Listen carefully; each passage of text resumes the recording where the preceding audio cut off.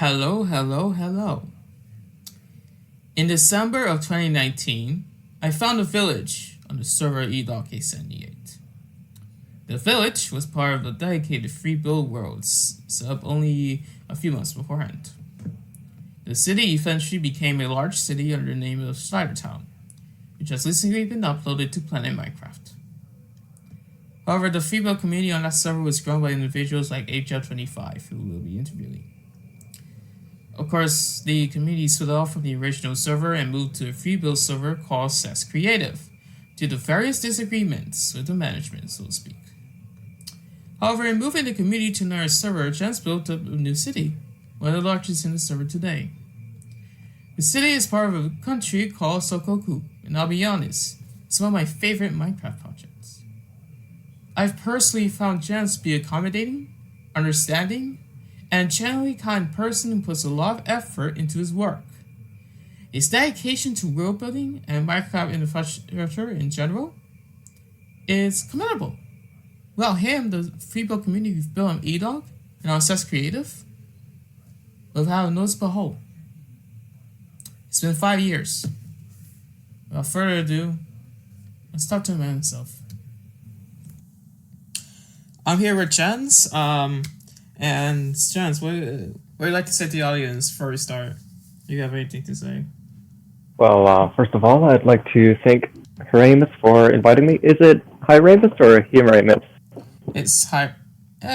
You can use both. It doesn't matter. So. Okay, it's kind of like my name as well. You can go by Jenz or Jenz. I go by either. Right. Excellent. Yeah, well, it's a pleasure to be here. Would you like to introduce yourself? Maybe you could tell us what you do in your spare time and stuff. Sure. So yeah, I go by Jenz or Jenz Lebenz. My user is Ajeb25, and I'm frequently seen on free building servers. Right. For a while, I was also part of the Build the Earth project and the Greenfield Minecraft project as well for a couple of years. Nice. That's very nice.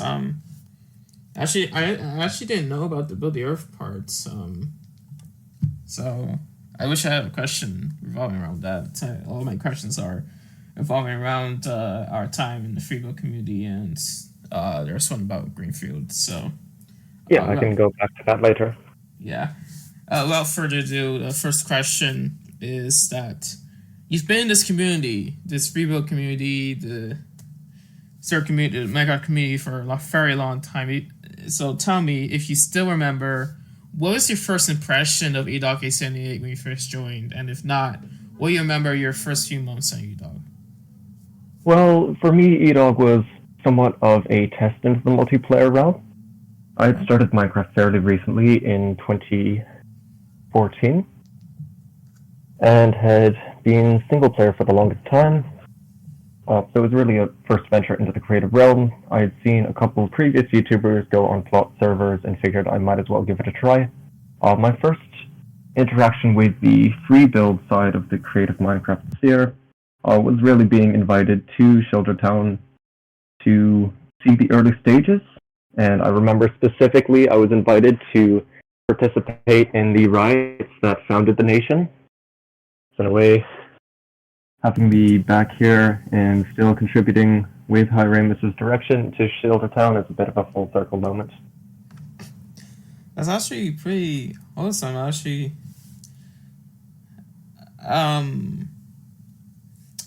don't remember much about our first time in the free build community together. I thought that we were just exploring and wanted to do something to the free build community. So to hear that is pretty cool, irrespective of the podcast, however. Yeah. The second question is, what was your first impression of the free build part of the server, and how did you feel about eDog in the free build, the C2 server, as time went on? Well, I think what really hooked me into the free build aspect was the community orientation of it, where instead of like a plot server where you have maybe you or your buddy on, you can basically interact with a whole variety of people and their builds, and it's much more interactive. I noticed straight away that Freebuild had a larger potential for lore, which I absolutely adore in all of my creative endeavors. And so the ability to kind of collaborate on lore events is always pretty special and part of what brought me into it. Did you have any regrets about your time at eDog? And if you had the chance, would you have done anything differently during that time? Yeah, I think in terms of regrets, I have quite a few unfinished projects that I don't really know if I have the motivation to come back to. I feel like the community on eDog was really strong for a while, but because of inevitable drama and things, it tends to fall apart. That was one thing I kind of regretted being staying on eDog for long as the community kind of faltered. So I feel like I missed a bit of potential to actually connect with people or to really stir something new up in eDog. Otherwise, I don't really have any regrets with my other communities. Right. Now, at some point, you joined the Greenfield Minecraft City project, which, to our viewers and our listeners out there, is one of the, if not the largest city project in Minecraft. So, obviously, with such a project, there's a bit of nerves kicking in, right? I imagine. So, what did you feel when you first joined Greenfield, and what is your most significant contribution there? All right. Well, I'll start off with how it made me feel. First of all, I would classify myself in the building scale as somewhat of an intermediate level, where I'm definitely confident enough to move past the stage of building dirt huts across servers. But I felt like with the Greenfield project, it really made me reconsider my abilities and work to improve on them. It was certainly a challenge, but I feel like the team was very accommodating in getting me to start with some smaller housing plots. A few of them have included some lore within, if you go exploring through the suburbs of Los Llanos. I feel like my most significant contributions were parts of the airport, where I did some of the smaller interior rooms, a couple info kiosks, as I joined about the time that Greenfield was doing their 5.4 release with the airport. Right. And also, I was very excited to see in Pippin FTS's video that he went along the Rockwell corridor and showed off my very own club, The Strand, which is seated just a couple blocks up from the shoreline, so I was quite proud of that one as well. That's actually pretty awesome that he showed one of your creations on a YouTube video. When was this video released? Like, when was it released? If I recall, it was Pippin's video looking at Greenfield and comparing it with the progress that had been made in VTE. Right. I believe it was released around 2022. If you go to his YouTube channel, you should be able to find it. Okay. And if I find a video, I'll definitely link in the description so you guys can check it out. So, this isn't one of the questions I had, but are you still in the Greenfield project by any chance, or?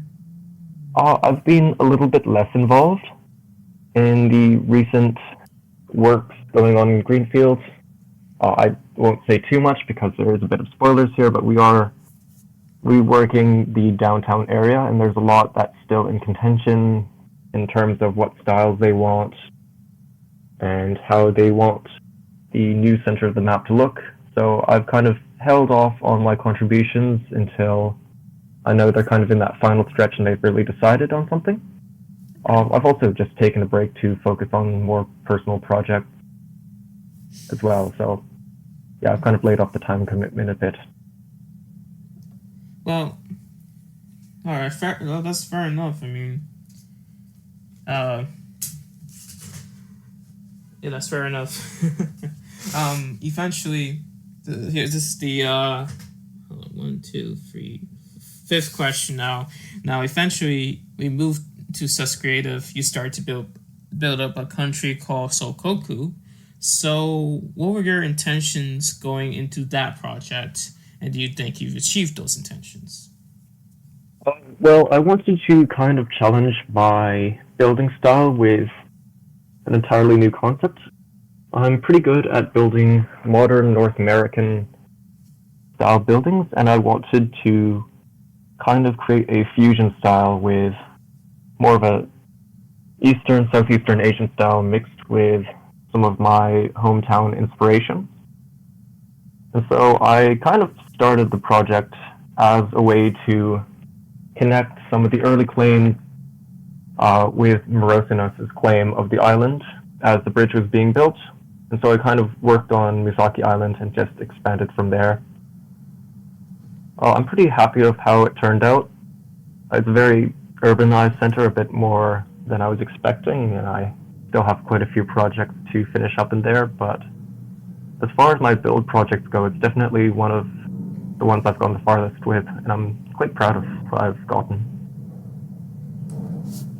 It's pretty wonderful. I've seen Sokoku many times. I've visited so many times, and it's always astonishing how big it feels. Like it feels like an actual modern city, even though it's in Minecraft. Even though it's a fictional world, but it feels realistic. It feels like obviously a lot of effort into it. So yeah, I'm very proud. The former capital and now the business capital, I really wanted to try and apply some of my learnings of the 15 city model. So you'll see a lot of development close to the train station, lots of bike infrastructure, and lots of amenities close by. I was particularly inspired by Carlos's model, and especially as I'm kind of going into the field of urban planning, I wanted to kind of test out a few ideas in this urban context just to see how it works, and so far I'm pretty proud with how it's gone. That's pretty awesome. And my next question is gonna be like, what keeps motivating you to play in Minecraft? I mean, you've been in Minecraft for more than 5 years now, so what do you want your future to be, and what keeps motivating you to continue to go into Minecraft? Well, I find I definitely need an outlet. A lot of media online is being ever more consumerist, and I just like the opportunity to create and to learn while I create and apply new things. A lot of the time, people get bored or burnt out of Minecraft because they're spending too much time doing the same thing. Which is why sometimes I like taking a break from my own projects, checking out other people's works and collaborating where that makes sense. I've also tried survival and other games, so I've really taken the opportunity to branch out, and I feel like Minecraft really allows that flexibility of options that most people don't give themselves. And yeah, it's just a very effective creative outlet. It feels fulfilling. Yeah, and I feel the same way in terms of that. With Shattered Town, with the lore, I've been working on the damn city for more than 5 years now. At some point, with these kinds of things, you feel like burnt out, like don't have any ideas on how to build onto what you've already built. But and so it's inspiring to see you're still putting the work into something that you love and something that you enjoy. It's something that you want to build on. So you've mentioned that you mentioned your own personal projects that you've taken some time to work on. Can you possibly tell us what those projects are? Yeah, so of course Sokoku is my main one I'm working on. It's one of the larger projects that I've been working on. I also have a couple developments in single-player worlds. I've recently started a hardcore series. I'm currently not videoing it because it's more for personal enjoyment. But yeah, I've gotten quite a ways in there. I've also done several things outside of Minecraft. Um, yeah, All right, and that's really, I've just been exploring my options and making the most out of, uh, what I can get from this game, and it's given a lot. um. Now, did you enjoy other video games related to city building or urban planning? And if so, do you recommend these games to our viewers and why? I would highly recommend City Skylines. I currently have the first version. I haven't put in a order for the second version, but I've got a pretty modest city going. I find City Skylines is really good at allowing you to work a bit more with the shape of the land and create something a little bit larger scale than, say, you could in Minecraft. Where it offers a little bit less flexibility in terms of the actual build design, it gives you more flexibility in the overall function of the city, and it feels a bit more interactive in that. I would also recommend Stardew Valley. I haven't played it myself, but I've gotten several recommendations for it in terms of kind of a low-paced survival development game. And also recently I've been getting into Zelda Breath of the Wild as well, as kind of another sandbox open form game where it's focused a bit more on exploring, which I also really enjoy out of my games. Well, as a fellow City Skylines player myself, I can definitely agree that you can. One of the limitations of Minecraft is that you're building stuff. It's not you can have others help you build, but you have to put in a ton of effort into what you're building. So in terms of like making big cities, it takes a long time to make big cities. Unlike City Skylines, when you just pop in some roads, help plan out the grid and stuff. But as a fellow City Skylines player myself, I actually prefer what City Skylines is doing, especially on console, because then you can, for example, roleplay a big city more easily and more quickly than, say, in Minecraft. So, I mean, that's kind of one thing about. Sorry to Go ahead. interrupt. It's just kind of one thing about City Skylines is it allows kind of that flexibility in scale where you can make an excellent city, but if you want to spend hours upon hours on the finest details, it also gives you that flexibility. It does, and it doesn't have to be like a big modern city with skyscrapers. It could be a European like city with smaller buildings. It could be a Japanese city. It could be any city that you want, kind of. Mm. You mentioned that you didn't order City Skylines 2. I know that the game is a bit buggy and that it could have had better release. Were those factors the reason why you didn't order City Skylines 2? Or? Yeah, I mean, I don't tend to order games in beta just because I want to see how they pan out. And generally, I've been pretty conservative in terms of game spending, which is why I've gotten the most I have out of Minecraft. But yeah, really the truth there is I got a really good deal on PS1, so I've just been trying to make the most out of what I have, and I'm pretty proud of my small cities. And so yeah, it really takes off. I might consider getting the sequel version. Do you play it on the console or do you play it on PC? Mostly on PC, which tends to be where the games are the most expensive, so, you know. Yeah, because with console,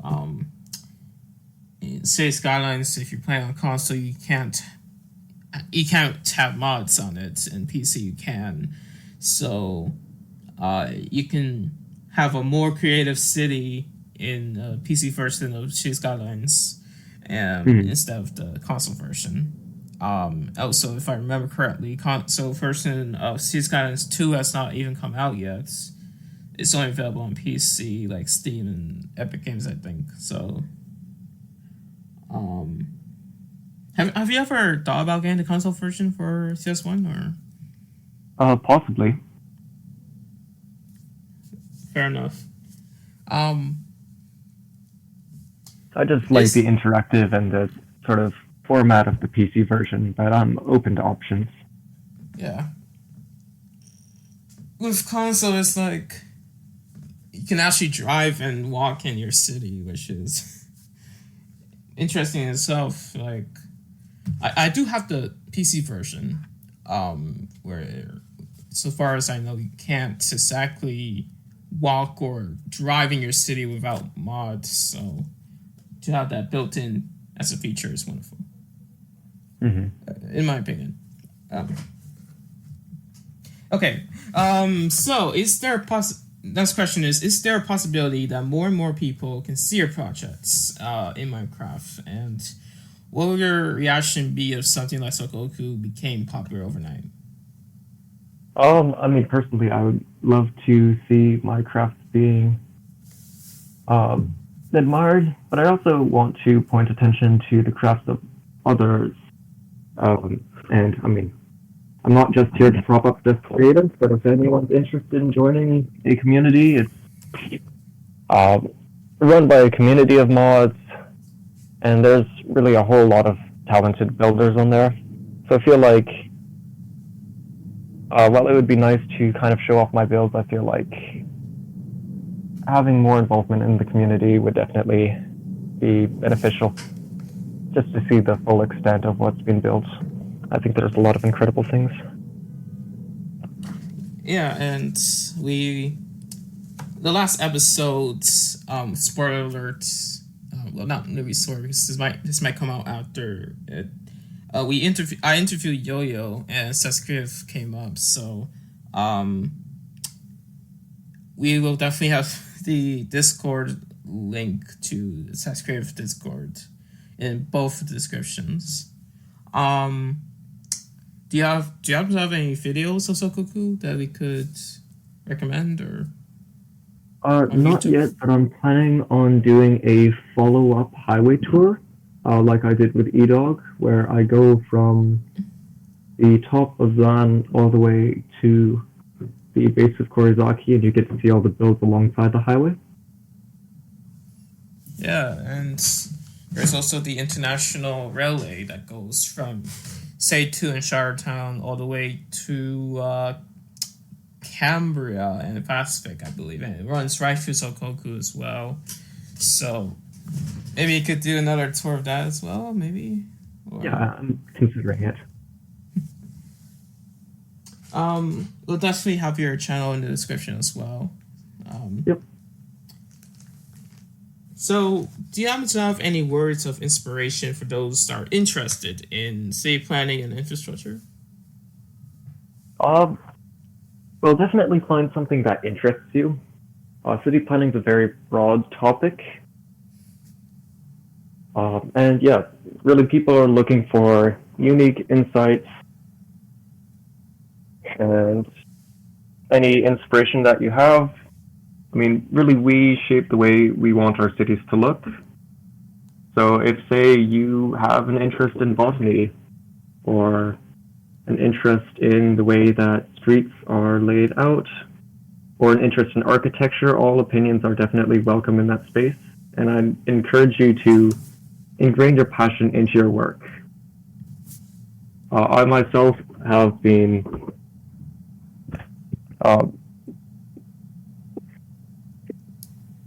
have kind of had a passion for creating and looking at maps for the longest time, so I'm actually integrating that into my degree as well.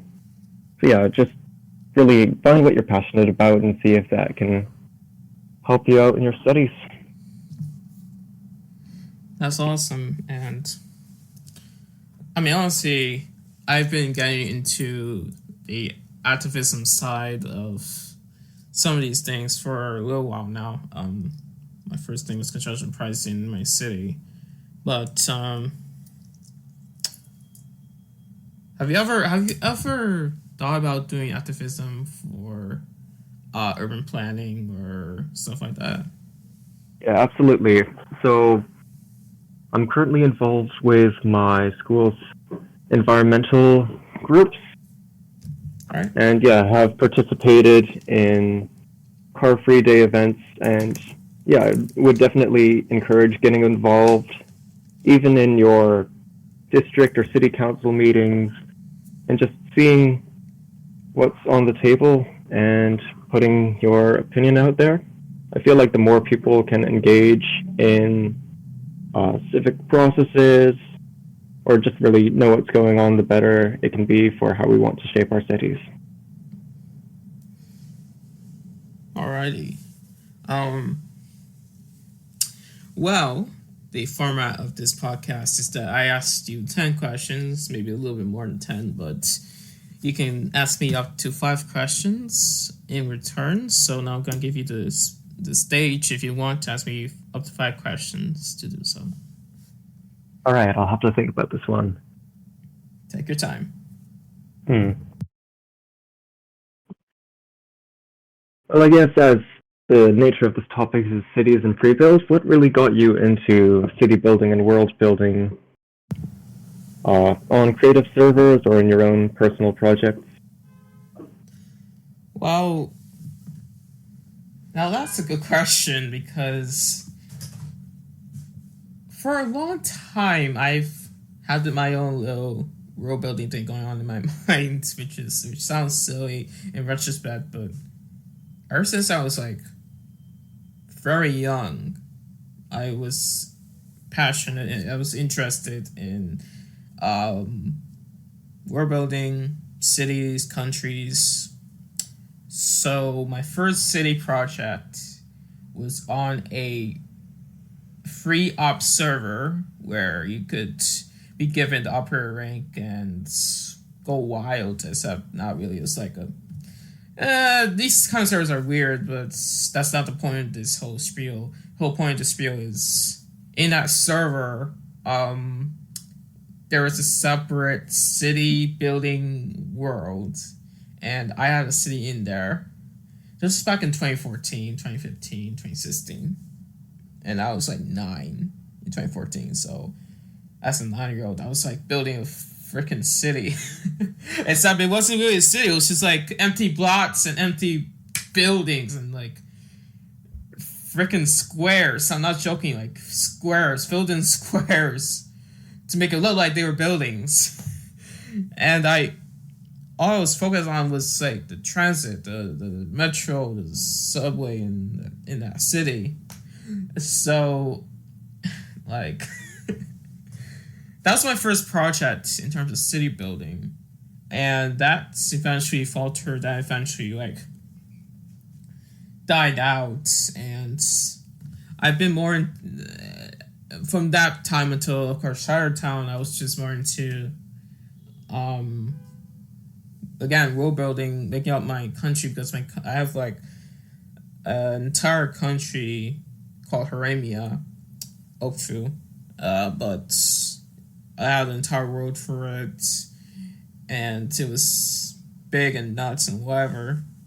And then came Chinatown, which you know Chinatown. You've been working on it. I know Chinatown. Yeah, you're like the second owner of it, kind of. Like you're the second custodian of it. I actually appreciate it, by the way. I actually appreciate that. I mean, yeah, it's amazing to see how it's grown. I wish I could repay it because, like, you put in so much effort into it as well. So, but I guess since Chinatown's been my main project since 2019. So, if the first city project that I mentioned earlier back in 2014, that one was called Hirem City, HIREMCITY. Big mess. That was a big mess. And yeah, so Hirem City, then the Haramia world, whatever, and then Chinatown. And actually, there is this made-up city that I've made. I kind of only know it. It's called Ranfarkistan. It's supposed to be the big city in a country called Harmland.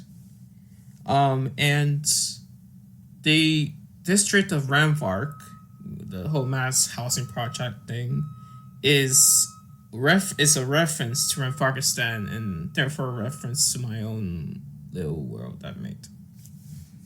So I've hidden like seeds of my own world in there. Which sounds weird, but it sounds weird, but yeah. No, I tend to do that all the time with mine. I leave little Easter eggs in my builds, callbacks to other worlds, other servers at the times. Can you tell me one Easter egg that you've put in, say, Sokoku or your project? Or is that... Well, I remember I did a head hunt in Sokoku where I hid a whole bunch of pumpkin heads around, and a couple of the heads I decided to name after former capitals of some of my other city projects in the past. Alright. Yeah, like one of them I think was Victoria or whatever, which was the capital of this country me and my friends made called Utopia, which was kind of like this. Yeah, it was kind of like this weird Taiwanese Australian thing. Yeah, I mean, it's really interesting to see how worlds kind of collide and your inspiration builds upon itself. Have you built any lore as to how Haramia has kind of expanded throughout the multiverse? Or kind of what it means to be Haramian culture? At first, Haramia was supposed to be like these small islands, and these small islands, like somewhere, in its own world, right? Obviously, in retrospect, that doesn't make sense. How world power can be made from small islands. So, well, I mean, Japan exists. Yeah, but they're not small islands. They're big islands. But I've heard later on. I've heard of this map program called Asgard. So Asgard's fantasy map generator, and since then I've put Haramia in that. I put world in that, and built from there. I don't know if you're in the Asgard Discord, but I've built out some. I built out some little world there, and yeah, what it means to be Haramian as a culture. That is a good question. I don't know. I haven't really delved into the culture aspect of it. I've come more into like the war, the diplomacy, the war and diplomacy side of it. So not necessarily culture, but I haven't really based Haramia off a real life country either. So there's no culture there that I can fall back to. Yeah, it's kind of your own thing. Yeah, like made up thing that's somehow morphed into a bigger thing. Awesome. Right. Have you ever considered making like other countries or world building endeavors, or like any sort of mixed media like books or animation series? No. First off, I'm not talented for that. But really, I haven't, because I haven't found a reason to. I have made poems referencing certain things in that world, but beyond that, and beyond the Minecraft, beyond references on Twitter, now X, unfortunately, and a few other places, I haven't really made it into a thing where it could be featured in a book or in a series, what have you. It's just not a small thing, but like a thing that hasn't, been into these kinds of things. I definitely see something. I see potential for it being in a book or whatever, but I don't know, and I don't know if I feel like I want to go into that route. Okay. I remember watching a video that you made on flag making. And I remember very distinctly the Haramia Oku flag had a very interesting pattern to it. Can you tell us a bit about how you got into flag making and what really inspired that flag?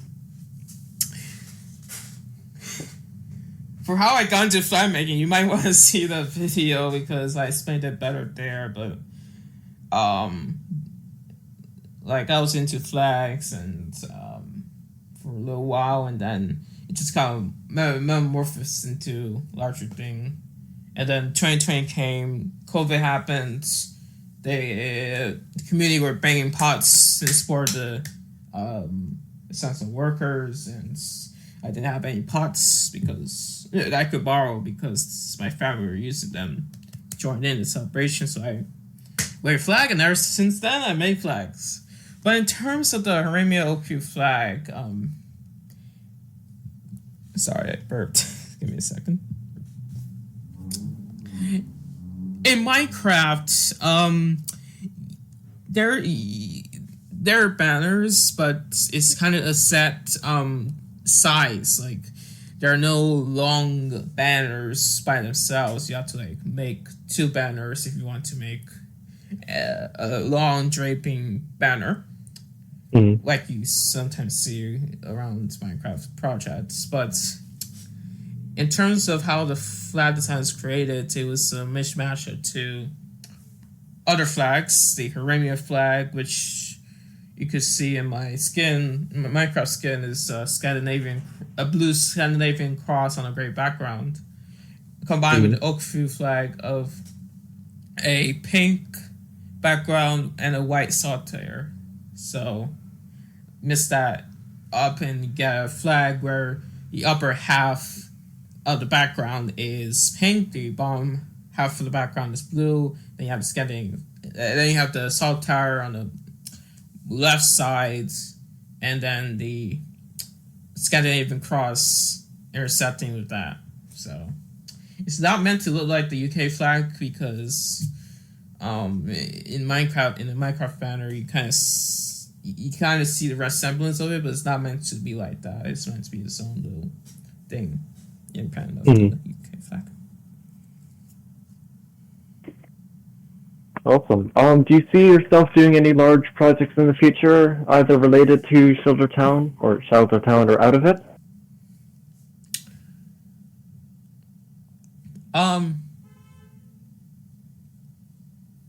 I want to keep building Sheltertown until I see reason to, and that will be a very long time because I continue to think of the lore. I continue to think of Sheltertown. So, in terms of that, Sheltertown is a big project for me, and I won't stop until I guess there's no reason to.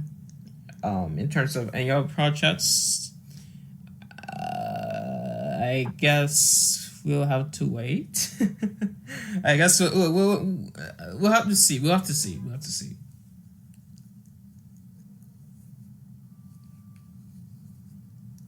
Excellent. I think that's all the questions I have for the meantime. All right, and well, we've spoken for around almost 40 minutes. The SAM meeting is at 4 my time. Yeah, so that's about 1 my time. Yes, I don't know if you're busy before. We were trying to schedule the summit for some time. So there's a summit related to what's going on in the CES community. Well, not the CES community, but the CES roleplay and character community. So we've been trying.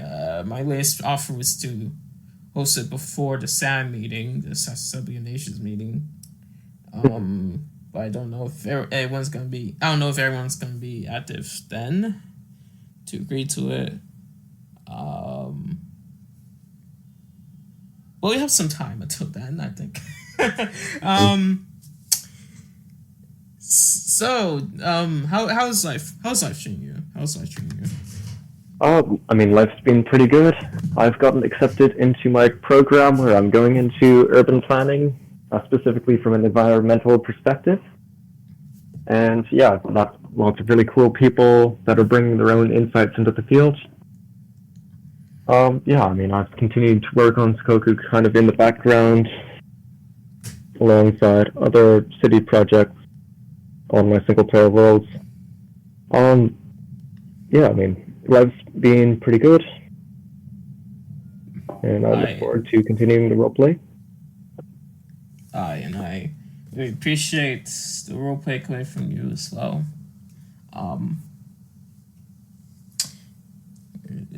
It's awesome. It's awesome, and you also roleplay as Bismuth. In the Velasquez League. That's That's the organization dedicated to the western half of the world that Seth's Laurentio world is in. So could you tell us? About Bismuth. About Bismuth, yeah. Yeah. So originally, I had read this book. I forget the name of it, but it was a French book written by a Lebanese individual that moved to Quebec sometime in the 21st century, and I was inspired to kind of see if I could build a bit of Lebanon and explore that kind of Middle Eastern European influence style. I haven't gotten very far with it because I've mostly been focusing on my other projects, but I found the lore aspect of it is pretty interesting to pursue. Yeah, I think, to be honest, with the amount of lore that's put together in the Zest server and Zest Assembly of Nations, I think it warrants its own deep dive video. Maybe you could make a video going to the lore of Sokoku and Bismuth as well. Maybe. Yeah, we could have a full lore breakdown. Everyone kind of goes over their own history. That might be something cool to include in the future. Maybe. Would you be making the video, or should I? I don't know. I feel like it would be more of a collaborative effort. Yeah. There's a lot of lore for Charlottetown, so it might be a long session for me.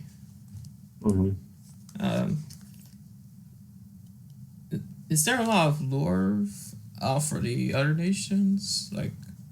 I wouldn't really be one to tell you, but I know that there's the whole rise and fall of the central nations of Laurentio and that whole confederacy of Himagoria. And there's multiple factions that have kind of cropped up. Yeah, I think it might be an interesting thing to do an oversimplified style where we talk about sort of the civil war of Gallia and the Western nations and sort of the cultural impact that kind of arrived as in lore people moved from east to west. Yeah. Because we have a large community of Corsacks and other people, and then in Saratoga, and then there's probably the two civil wars I'm thinking of right now that Saratoga's been involved in was the Escarin Civil War and the Shizani Civil War. And Larwin. Go ahead. Yeah, if you want to, I can kind of go into that a bit. Yeah, probably the latter, because that one's been a long time now. Sure. Yeah, so the Shizanese Civil War is really what I call the second birth of the CFH, or the Confederacy of Himagoria. Basically what happened was there were the original claims of Lansdowne, right, and Stroheim alongside Sokoku, which came from islands in the east. I know Yo-Yo, I'm not sure if he talked about his own nations of the Stroku and some of his other work in the east, but depending on how the lore goes, there's probably a connection there, where essentially the Ingal people of the main continent interior and some of the islanders like the Korizak and the Sokoku Jin kind of came together and formed this trade confederation alongside the three rivers. And basically, at some point, the Ingals were a little tired of being kicked around, especially in the northern side of the Hazaki Island where Korizaki is. And so they kind of had this referendum to break off from the rest of the CFH and kind of take it over, in a sense, return it to how it was. And yeah, basically, Xanalytic's claim of Shizen declared war against the nations of Stroheim, now with Strossen, Sokoku Lansdowne, and the Dukedom of Lawrence. And yeah, basically, we blew up a few tanks, bridges, and then inevitably decided on collaboration with the Ingals and formed probably one of the strongest nations on the server. All right. Yeah. We've really got to do a breakdown on the whole lore of the server. Oh, yeah. Like oversimplified style. Yeah, I mean, because I'm also wondering how this Sokoku formed in the first place, and then there's a ton of questions in my head about how we got into here, how we got here. Like, we are in the year. Let me just check real quick. We are in the year in the server, 366, and it's about to be 367 soon. The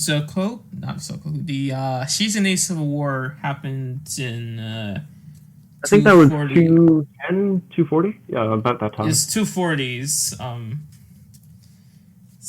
Because I remember because it was under the presidency of Shiretown, under presidency of a man called Michael Mann. And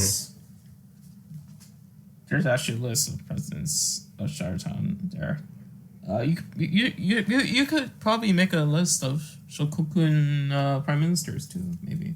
You could.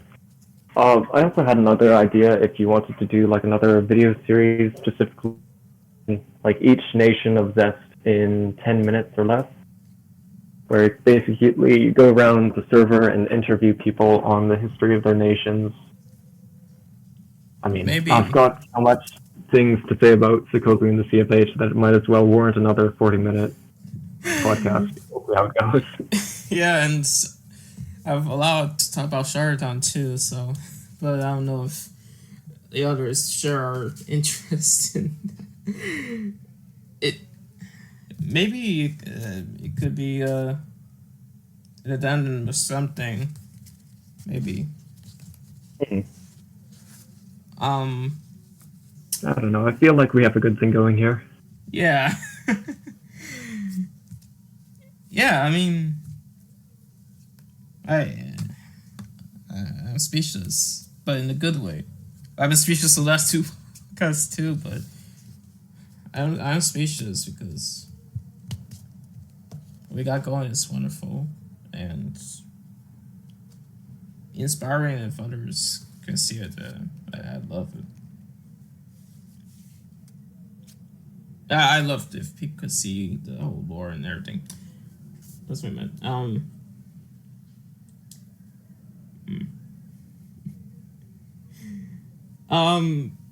So how did Sokoku form? How did Sokoku in lore form? Okay. I guess in lore, it originally started as a collection of fishing settlements. Sokoku roughly translates in Sokogo, which is inspired by Japanese, to the new homeland. Originally, I had thought that the Kokun world of Zest and the Laurentino world of Zest were kind of fused in different parts until that kind of got retconned from the lore. So I guess my current working theory is that they were fisher people and kind of settlers, explorers from the eastern islands, the Koku Islands, kind of by the Troku. And yeah, basically set up a fishing post, traded a lot with the Lansdowne people who spoke English or common at that time and kind of developed that into their second language. And yeah, slowly it became kind of a hub of trade as Mizaki Island kind of formed that natural harbor. Right, and then there's Korisaki on the other side as well. Yeah, I'm sure Morosinos could give you a better lore on that. Yeah. But probably a similar origin story there too, although they've definitely been there longer than the Sokoku have. Yeah, I imagine they were a larger entity during the time of Pacific, because there's also Pacific and their empire. In our context worlds, they were in there for a little while, but so I imagine in character they would be. They were kind of the first empire. Yeah. They're like the Roman Empire of Zest, is they kind of got people into the world, gave it art inspiration, and they kind of just fizzled out. Yeah, but they're still there to this day as a smaller country. I think they're a dependency of Cumbria. Yeah, and for a short while it was controlled by the same player too, but Cambria and Pacific. Yeah. I don't even know who controls it. Yeah, if you get a chance to interview Welsh, I'm sure he could really break down the lore there as well. Maybe. Because he knows a lot about it, so.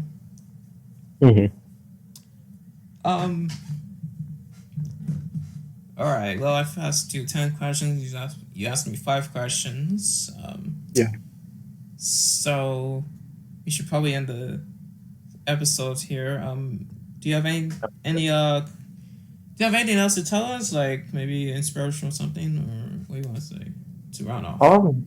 I mean, really, I just want to give my thanks for you to inviting me into the free build community, and really anyone who's kind of helped build this community around the server.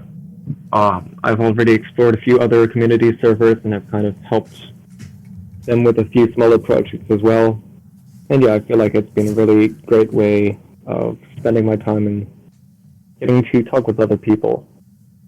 And yeah, I feel like this podcast is a really good format of getting to know a few of the fellow builders.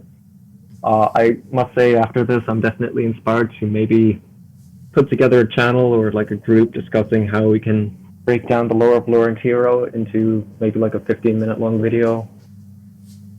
And yeah, I'm excited to see how it goes from here. So am I, and we joined CEST, I believe, in 2022. That's correct. Now we're in 2025. We've been in the server for 2 years now. And in 2 years, we built so much. And not just you and I, but like a ton of other people. Not just from the EDOC community, but from a ton of other communities. Great Formatia and there's this server that Rain came from that also had a ton of other people. Yeah, Great Formatia. Huh? And there was a couple others. There was Great Pharmacia, and there was a couple others as well. Yeah, so only in 2 years is astonishing. Yeah, I mean, even if things kind of broke up, I still think I'm pretty grateful for the owners of those servers for really building up the communities so that we can kind of gather together as we are today. Agreed.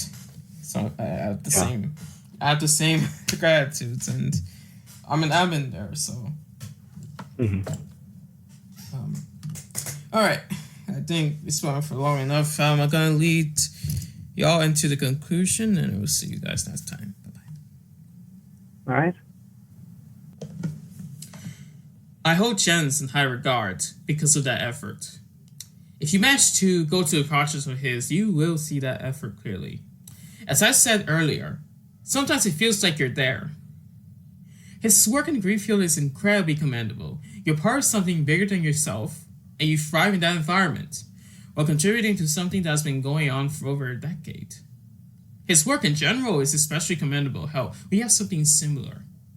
We have all these ideas in our minds about how to do this, what to build, how to build it, whatever. We both have a couple of projects that we put effort into because of that. He has a drive that will help him in life. In a couple of decades, we may know him as an excellent city planner who worked hard to make his city, and maybe other cities, a better place to live. All of this because of Minecraft. I'm thrilled to have Jenz as a friend. And I hope that you've seen that. I hope that you've listened to that. And you've seen why that is. Right? Now, with all that being said, I'll see you guys next time. Take care, everyone.